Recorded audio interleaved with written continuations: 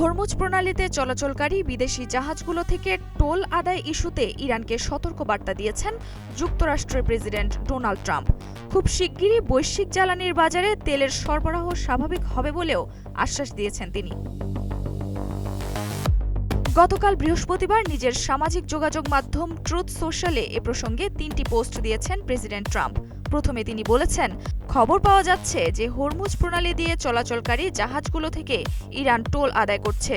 তারা যেন এটা না করে এবং যদি করেও থাকে যেন তা এখনই বন্ধ করে। দ্বিতীয় পোস্টে তিনি বলেছেন, হরমুজ প্রণালীতে চলাচলকারী তেলবাহী জাহাজগুলোর সঙ্গে ইরান যা করছে তা খুবই বাজে এবং অসম্মানজনক।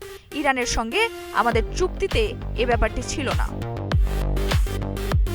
তৃতীয় পোস্টে ট্রাম্প বলেন, ইরান সহযোগিতা করুক আর নাই করুক, হরমুজ প্রণালীতে খুব শিগগিরই তেলের প্রবাহ স্বাভাবিক হবে। উল্লেখ্য, ইরানের সামরিক বাহিনীর অভিজাত শাখা ইসলামিক রেভলিউশনারি গার্ড কর্পস আইআরজিসির বরাত দিয়ে গতকাল বৃহস্পতিবার মার্কিন সংবাদ মাধ্যম ওয়াল স্ট্রিট জার্নাল এক প্রতিবেদনে জানিয়েছে, গুরুত্বপূর্ণ হরমুজ প্রণালী দিয়ে যেসব জাহাজ পার হবে তাদের আগে থেকেই টোল পরিশোধ করতে হবে। ক্রিপ্টোকারেন্সি বা চীনের মুদ্রা ইউয়ানে এই টোল পরিশোধ করতে হবে এবং যুক্তরাষ্ট্রের সঙ্গে ইরানের 2 সপ্তাহের যুদ্ধবিরতির চুক্তি চলা পর্যন্ত এভাবেই টোল আদায় হবে।